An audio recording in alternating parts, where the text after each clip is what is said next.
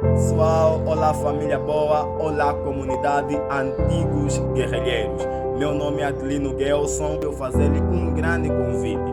No dia 18 de junho de 2022, o Projeto Marilinha está realizando uma grande atividade em volta da fogueira, com o tema Juventude, Geração Progressiva. Então, meu querido, minha querida, venha conservar o seu lugar porque temos vagas limitadas. Será uma coisa muito tremenda, será uma coisa muito fascinante. Por isso você é o nosso convidado especial. A atividade vai acontecer pelas 18h30. Estamos localizados perto do salão da Tia Mena e em direção do comitê do bairro Antigos Guerrilheiros, no antigo Colégio Gideão. Então você é o nosso convidado especial. Há muita novidade, há muita distração, há muita coisa boa que envolve toda a juventude.